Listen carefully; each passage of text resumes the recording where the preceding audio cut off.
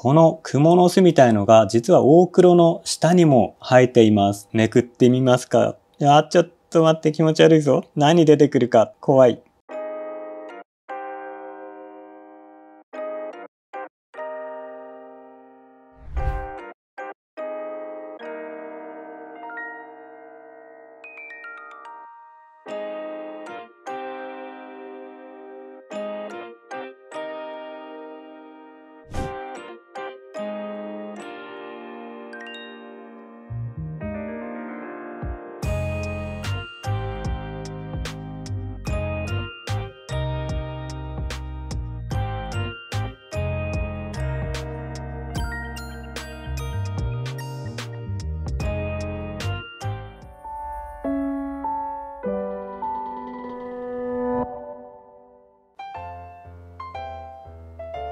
はいどうも、ビバです。今日は久しぶりに屋内ビオトープをご紹介します。立ち上げてから結構経ったんですけど、順調に維持はできてます。ただ、成長はしてないかなっていう感じなので、今日はそのあたり含めてご紹介をしていきます。このビオトープは窓辺に置いてあるんですけど、今ちょうど日差しが入り込んで映像がとても綺麗に撮れます。メダカも元気に泳いでますね。入れているメダカは琥珀ラメミユキ6匹入っています。色が琥珀っていう感じじゃないんですけど、日光に当たると結構明るく見えますね。1匹だけとても明るい個体がいるんですけど、それ以外の個体も日光に当たると琥珀とはいかないまでも綺麗な色を見せてくれてます。そしてラメ感はどうでしょうね。背中のキラキラ出てる子もいるし、まだ出てない子もいますね。映像でちょっとわかるか不安なんですけど、背中あたりがキラキラと光ってる子がいます。植えている植物を見ていきます。かなりごちゃごちゃしてますね。種類は5、6種類植えているんですけど、消えてしまったものもあれば、新たに増えてきたものもあります。1個ずつ見てみましょう。一番びっくりしたのはこれですね。このビオトープは後ろが植物エリアで、手前がメダカの泳ぐエリアなんですけど、植物エリアを飛び越えて水中エリアから出てきたのがこの謎の葉っぱ。ここまで育つとさすがにわかりますね。これはフイリドクダミ。まだ模様は出てないと思うんですけど、若干出てますかね。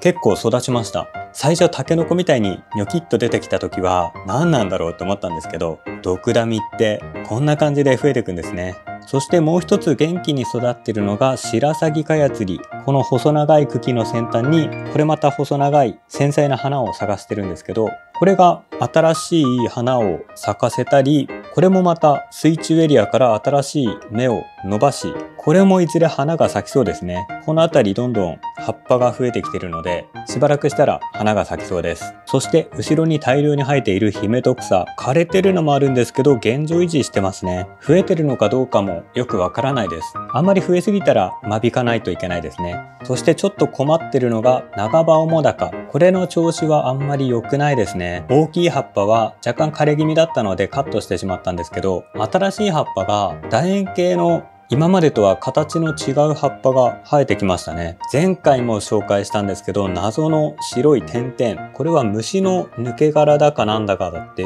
聞いたんですけど、結局のところよくわかってません。水攻めをすれば退治できるとは聞いたんですけど、なかなか効果が出てない感じです。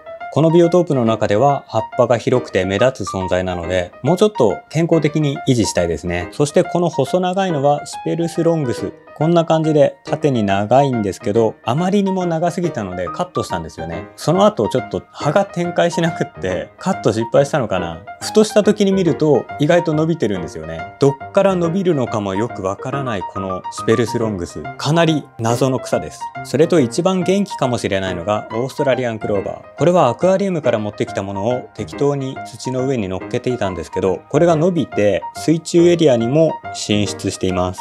もともと水中で育てていたものなので、陸上でも水中でもどちらでもいけちゃうかなり強い植物ですね。小さな三つ葉のクローバー的な形で水面に浮かんでいるのも可愛いです。完全に消えてしまったものはこの枯れてる草、名前すら忘れてしまったんだけど、なんだっけな、ほぼほぼ枯れてしまいました。それとミントが植えてあったんですけど、ミントも枯れてしまいましたね。これはどこに植えれば正解だったんだろう。こんな感じで残ったもの、枯れたもの、新しく水中で芽を伸ばして勢力を拡大するもの、こんな小さなビオトープでも植物の栄枯盛衰というか繁栄と衰退が見て取れます。なかなか面白いですね。では枯れてしまった部分は取り除いていきます。この辺りの大黒も干からびてますね。日差しが強いのかな。これは切ってしまって良さそうなんだけど、大黒はね、勢いがすごいですね。これとか完全に立ち上がってますもんね。大黒はとても小さい花みたいのを咲かせます。見えるかな？ 1 ミリ2ミリの小さい花。こんな感じのめちゃめちゃ小さい花を咲かせます。これは花なのかな？今花だと思い込んで説明してるけど、ひょっとしたら花じゃないかもしれない。じゃあ何なんだっていう話なんですけど、とてもちっちゃい何かを咲かせています。そしてこのミント、完全に枯れてよくわからない状態になっている。これはなんで枯れてしまったんだろう。一応水辺の植物ということで、中水植物っていうんですかね。水に浸かって育てる植物だとは思うんですけど、なかなか難しかったですね。これはなんだ？なんか硬い根が取れないな。これはなんだ？よくわからないものがいっぱい。この辺りね、どうやって取ろうかな。ヒメトクサ枯れてるのがこんな取れ方するんだね。こんな感じで枯れたのがごそっと取れました。なかなか不思議な植物ですね。意外とカメラ越しで見ると枯れてるのと枯れてないのがわかりますね。結構茶色いのが目立ってる気がする。スペルスロングスの枯れた葉っぱ。これはハサミでカット。なぜハサミでやるかというと、これはなんか無理やり引っ張ったら根っこごと抜けそうでした。危ない危ない。枯れてるように見えても意外と繊維が強いですね。なんかこの株死んでるような気がするんだけど、残しとくか。意外とヒメトクサ枯れてましたね。ティッシュいっぱいに取れました。ただこれだけ取っても見た目はそんなに変わってないですね。茶色い部分なくなって青々としたんですけど、量的にはあんまり変わってない。ここからは閲覧注意、虫編。まず最初に長葉主高にくっついてるなんかちっちゃい虫。これは結局のところ何なんだっていう話なんですけど、よいしょ。ティッシュで拭き取ってもちっちゃすぎて全然わかんないですよね。ちゃんと取れないのかなこれ。なんかまだくっついてるね。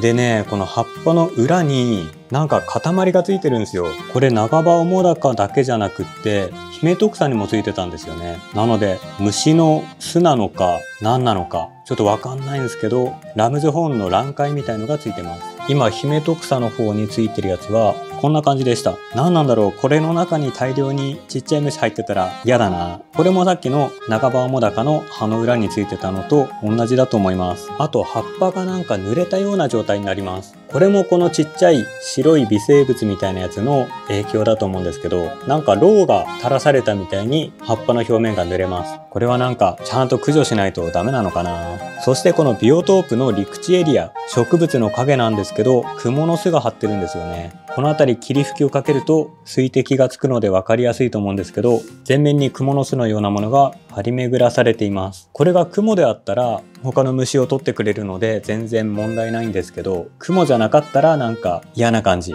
何の意図なんでしょうね。毎回取るのはめんどくさいので放置しています。このクモの巣みたいのが実は大黒の下にも生えています。めくってみますか。ちょっと待って、気持ち悪いぞ。何出てくるか怖い。やっぱやめとこう。隠しとこう。微生物ではないんですけど、ラムズホーンが入っています。そしてこのラムズホーン、導入した時にすでに受精していたのか、この中で卵を産んでしまいました。その違いが結構目立ってきているので、これは定期的に取り除いています。このサイズのビオトープだとラムズホーン1匹だけで十分なので、あまり増えすぎても困ったもんです。本当はヒメタニシとか入れた方が数の調整もしやすいし、見た目的にも合ってると思うんですけど、今のところヒメタニシ導入予定がないのでラムズホーンで頑張ってもらっています。苔取り生態1匹入れとくだけでもビオトープ内の苔はだいぶ除去されるので非常に助かっています。助かってるけど死骸は駆除します。というわけで、この夏はこんな感じで屋内ビオトープを楽しんでいます。植物たちも枯れてしまったのはあるけど順調に成長してますし、メダカたちも卵から孵化させて飼育してるんですけど、順調に大きくなってくれて、この中で6匹のんびりと過ごしています。もう8月も終わりに近づいていて、こういったビオトープの植物は販売されてないかもしれないんですけど、通常ベランダとか屋外で楽しむビオトープ、こんな感じで屋内で楽しむこともできます。興味ある方は来年、もしくは今ビオトープやられてる方から植物とか譲ってもらったりして、これから立ち上げてみるのも面白いかもしれません。ちなみにこの立ち上げ動画については以前動画で紹介しています。興味のある方は下の動画概要欄からご覧ください。またメダカが大きくなったらご紹介をしたいと思います。もしよければチャンネル登録、グッドボタンよろしくお願いします。それではまた次の動画でお会いしましょう。ご視聴ありがとうございました。バイバイ。